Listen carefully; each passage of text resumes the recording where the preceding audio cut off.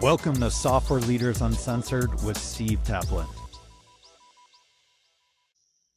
Welcome to Software Leaders Uncensored, where tech leaders drop the filters and just tell it like it is. I'm Steve Taplin, your host, serial tech entrepreneur. I have 30 companies under my belt. 20 of those failed, but 10 of those were successes. It's called Fail Hard, Win Big.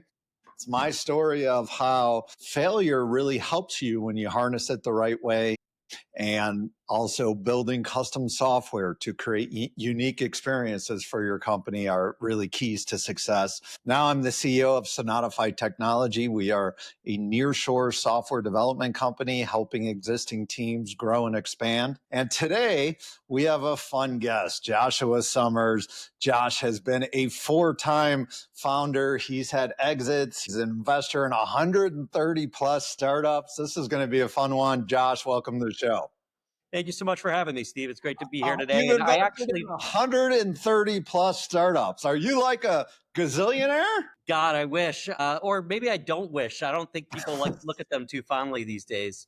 35, startups that I've invested in doesn't make me good. It just makes me prolifically willing to believe people. Well, the way I see it is, if after 30 you weren't good, you would have stopped then. Well, as the guy who started 30 companies, which, that makes my 4 look like nothing. Yeah, you would be able to, make that statement. But oh my God, now you'd think that I would learn a lesson. But no. It's just like, if you seem like you're genuinely going after a fun, hard problem and you pitch me and you can own your domain and feel good about it, I tend to want to believe you. Awesome. Well, tell us your story, your journey that's led you to your current company. Absolutely. So started my career off in financial services coming out of college, did some consulting, and then I was part of the great dot-com bust when I found myself having to go do something next. A couple of my fellow laid off folks said, hey, let's go start a small consultancy. And that was the start of my entrepreneurial journey. That was number 1 of 4. And I spent a number of years there and said, you know what? I hate consulting. Consulting is just this...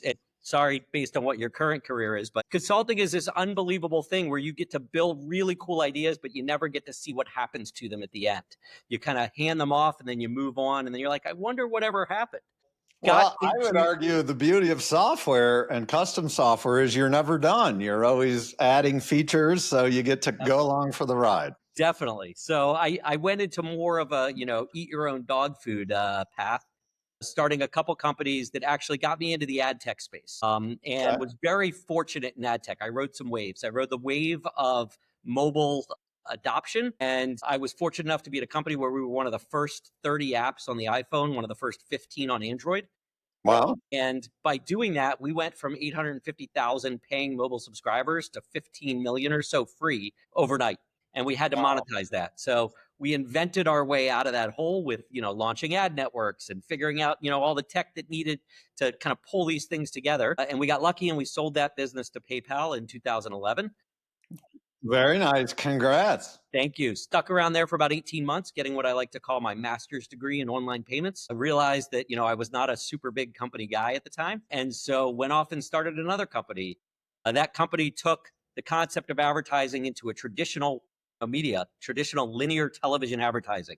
That's what you watch, football on and your programming on Discovery Channel. And we raised over 50 million for that business from a combination of VCs and strategic investors in the US and Europe. And we grew that business to profitable, and we sold it to AT&T in 2019.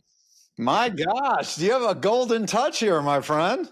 I'm a lucky guy, not necessarily a good guy. But luck happens when preparation and opportunity meet. So luck's always a part of it, but there's preparation to that. For sure. And so we had a great outcome to that business. It happened to be right when COVID was kicking off. And so I stuck around for a year, and then I basically said, you know what, I'm going to retire so that I can go remember who my wife is, who my kids are. I'm going to take this COVID moment and I'm going to, embrace it and live kind of like that home life. But I get really bored really easy. So, and my family, honestly, I don't think they wanted to see me that much. So I started a couple things then. I started a home improvement project. Yep. Joshua, let me interrupt you for a minute because we're way too alike. So I talk about in my book, I had a nice exit a week before my 30th birthday. And My kids were young, weren't in school yet, and we left for an 8-month vacation. And after a month and a half, I couldn't take another pool or pina colada. And my wife was like, honey, I love you, but this doesn't work. You need challenges to solve. You need companies to run. And so that was my lesson of how I could never retire. Yeah. So please keep going. Yeah. So I started basically a massively stupid, fun, large home improvement project, trying to get as green a house as possible. That was a wild journey. And at the same time, I co-founded an angel investment group. I had written maybe 10 checks prior to that and into a number of different startups. I didn't know anything about angel investing. I knew about being a founder. And so I wanted to broaden my kind of aperture of who I could see. I wanted a better deal flow. I know ad tech really well, and I know I didn't want to invest in it. So I wanted people who knew anything else. So a half a dozen of us started a group called TBD Angels, which has now grown into about 300 members. And that group alone has invested in probably 85, 90 different startups at the earliest stages, Wow. putting about 15 million to work in that group. And so that was an incredible learning experience. And I would say I have invested, yes, in a lot of companies, but what I've really done is met a lot of people who are just much smarter than I am. They know their domains. They're really passionate about what they're doing. And I'm just fortunate to get a little bit along for the ride, which is really a cool thing to be able to do, is to participate in the ecosystem like the ecosystem has participated in me. During that, there was a fascinating moment when Silicon Valley Bank and First Republic had their issues. And if any I remember. Yeah, any entrepreneur knows they probably bank at one of those two facilities, and they've probably even taken debt from one of those two banks. And so we had a crazy 72 hours of helping portfolio companies move their capital. And that actually led to what we're doing now. That led to my Interesting. startup, which is Enphi. And really it was the concept of understanding why we could and couldn't move certain accounts based on covenants on their debt that led us to decide we wanted to dig into the problem of risk as it relates to lending. And that's my current company. We look at lending risk intelligence using AI and building agentic solutions in that space. What a cool freaking story. That was the best couple minutes of an introduction that I think I've heard in a long time. You've had a fun path and a fun journey. Well, thank you. Thank you. It's been a fun journey. I've been very fortunate, and honestly, I love what I do. So it's nice to be back in the game. And I know you said Elon Musk is coming over later, so you only have so much time for the podcast. He's definitely not coming over to my house. Tell us about some projects that you guys are working on with Enphi. So we are trying to solve a massive problem. We are trying to help lenders, that's banks, private credit, fintech lenders, and credit unions, solve the challenge of human capacity. Right now, if you want to issue a loan, you have to assess that loan for risk in all kinds of different ways. It's called underwriting.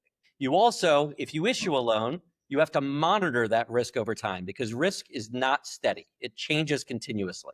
And so our belief and what we've seen is that lenders cannot hire enough humans to handle accurately assessing and tracking that risk. There is a human capacity problem in lending risk. And so we are using agentic solutions to multiply the power of those people, to be able to complete jobs end to end with agentic capabilities to understand the risk, model the risk, track the risk in anything related to that life cycle of a loan. Interesting. And so on the pre-show, you talked about what it means to 10x yourself and your team. Talk about that.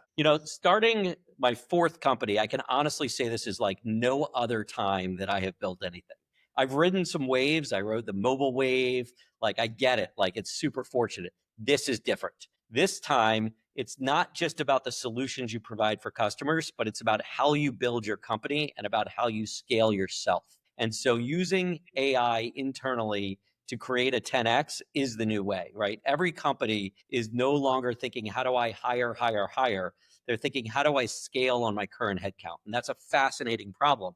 And so things like Claude Code and Cursor and Lovable and all these other incredible solutions have come out. And learning to really use those is a skill, right?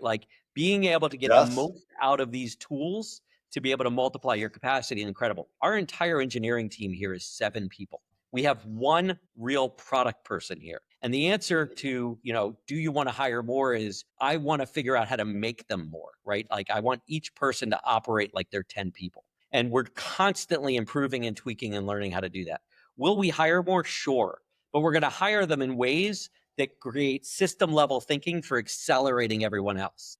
So like that's how we Makes think about sense. it at the company. Now, so the are you considered fintech space? Is that a fair categorization? So that's a new space for you in your career with a whole set of regulations and compliance. Has that been a fun new learning experience? So yes and no. It's a return to almost my first days out of college. I was in consulting and I was in the financial services space. So banking, insurance, and 10K. But back then the problems were different, right? You were building enterprise systems, like these massive $20 million projects to go, automate. I actually worked on Sally Mae Laureate, one of the original loan origination systems. For student loans, an unbelievable opportunity, billions of dollars in student debt traveled through that system over the years. But today it's different. And so I'm relearning financial services with today's lens. Like everything is different. It's fascinating. And you got to accelerate your pace of learning today. Like nobody is learning over the course of years. You're learning over the course of hours. It's incredible. And tell me the origin of the name Enphi. So like all my companies, I am the marketing genius, which means that I am terrible at this stuff. So late at night, it was like probably 2 a.m. I'm chatting back and forth with one of my 2 co-founders, and we're just like spitballing names. And I'm like searching, for domain registry, what's available. I have this core belief that the shorter your name is, the more memorable it will be. And I like 4 or 5 letter domain names. And so my last company was named Clipped, CLYPD. And never did it occur to me that people would not be able to pronounce that. But it was mispronounced from the day we started to the day we exited. So been mispronounced, but you got it right. But I basically used AI to come up with the name. And then I asked it what it could mean. Like I didn't know what EnFi meant because it doesn't mean anything. And so it came up with enhanced neural financial intelligence. So I like that's it. what EnFi is, but it was LLM generated. Okay, well, it was LLM assisted. You still had to prompt it to get out what you want. That's right. I'm asked all the time. My company is called Sonatify Technology. And I get asked all the time, where the hell did you get that name? And I actually acquired a company in early 2020 that was called Sonata Services. Okay. And I'm like, I got to figure out something cool. And Shopify, Spotify, Sonatify, there we go. That was my justification. I really should not be naming companies because it is not my skill. Give us, Josh, you've had a phenomenal career. You've had some fun things. Tell us some brutal lessons. Tell us some brutal lessons you wish you would have learned earlier in your career. I think entrepreneurs think that they can control everything. And the reality is there's very little in our control. We can influence a lot of things. We can drive things in a particular direction, but there's so much that's out of our control that the brutal lesson is learn the things you can control those to the best of your ability, be flexible because you'll get those wrong. They'll change constantly. You need to adapt quickly. Don't be afraid to say you were wrong, move on, and then just hope luck handles everything out of your control. And when luck comes together with you doing a good job controlling the things you can't control, outcomes happen.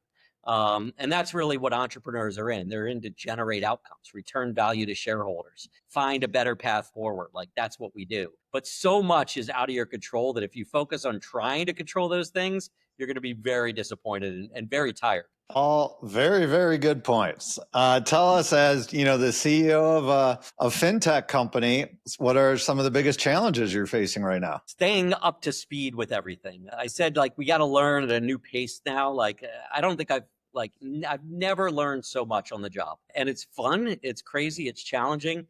But, my days are, longer now than I've ever worked in my life. And that's just because I'm reading so much. I'm trying to absorb so much.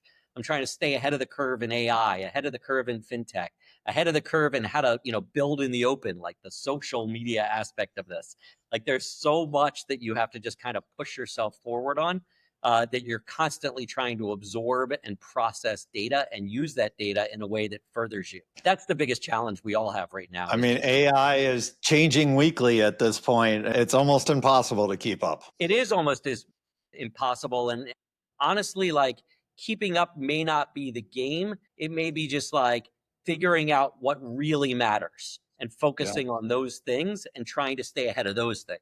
I agree. What's the biggest business or technical outcome that you're focused on this year? So it's fascinating. We want to complete jobs. Agentic means that you can do the job end to end pretty much autonomously. That doesn't mean that a human can't oversee the loop or participate in it, but the whole goal is to be able to complete the jobs autonomously. And if you can do that, you're looked at as a coworker. You're a human equivalent system. And that's a really powerful thing. Our biggest challenge this year is to develop human equivalent value, right? We don't measure ourselves based on the time people spend in our platform.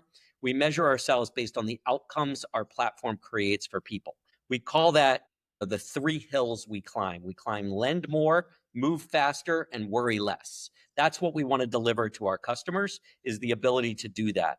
And if they can say that their business has moved forward because our agents were able to create these outcomes for them, those are challenges and they're hard. Building a truly agentic system in financial services with regulatory pressure, with business pressure, with the need to be accurate enough, those things are big, big challenges. And that's yes, they are. And if it was easy, anyone could do it. That's exactly right.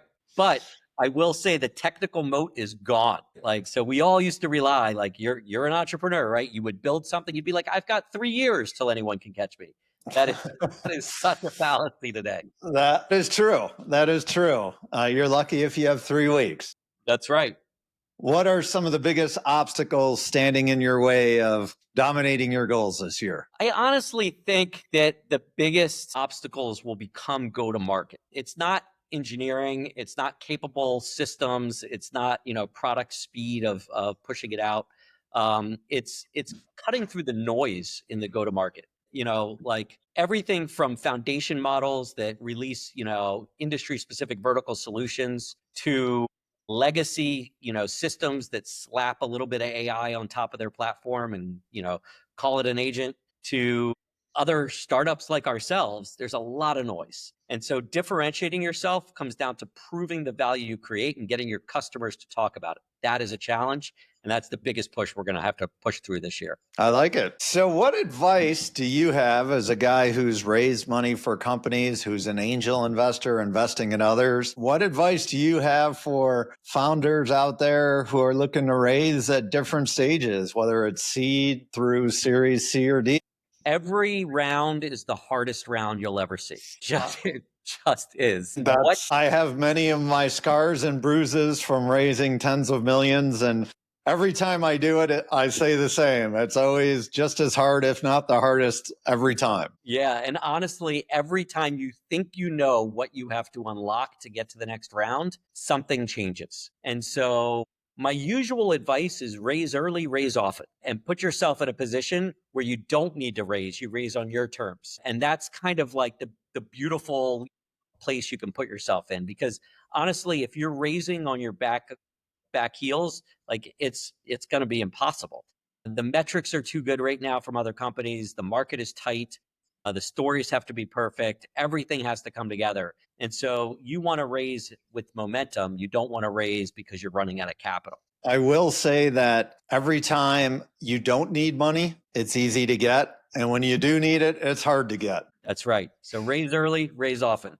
So, okay. So let's expand on that though. Raise early, raise often. How do you make sure you're not diluting yourself too far with that strategy? Yeah, the difference between owning 20% of the cap table at exit and 17% of the cap table at exit on a big exit is irrelevant. So getting caught up in what your personal stake is and letting that get in the way of the ability to achieve and unlock the next milestone is, I think, a really bad decision for founders. Everyone gets caught in this. Yes. And how do you coach founders off the edge? Because everybody thinks their company is worth X and investors will value it at this. And when you're coaching and mentoring founders, how do you take them over the edge on that issue?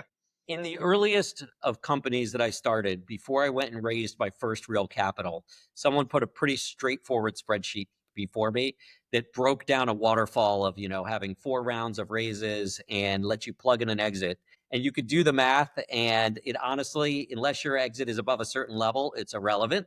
And once your exit is above a certain level, you care a lot less. And so that was the proof point for me. So my answer is show them the math. The math actually tells you the story pretty well. What I will say is not everyone's in the privilege of raising a lot of money, right? Not everybody Yes. has the ability to go do that. So the best strategy is find an investor that is really a believer in your industry. They've developed a thesis. If the investor doesn't have a thesis, don't pitch them, right? You want someone who understands your space and has gone deep enough to have a position in it.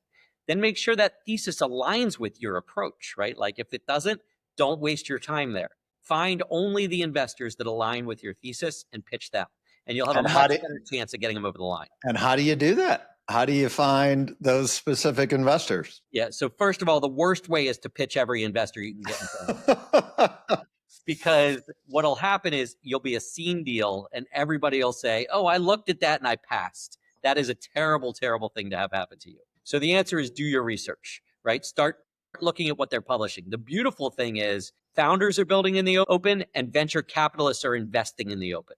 They're talking about their theses. They're really being vocal online. And so you could do a lot of research. You can have an agent go out and crawl and figure out who's talking about your space, and then you go get to them. And honestly, networking is a solved problem for the most part. Between LinkedIn and other places, you can get to almost anywhere if your story is right. Great advice. And Josh, this has been a lot of fun. Really appreciate you getting uncensored with us today. Man, do you have a good story? You've had some great exits. You help other entrepreneurs. You tackle tech challenges. This has been a lot of fun. Before we wrap, what's some final advice you'd like to provide for tech leaders and founders out there?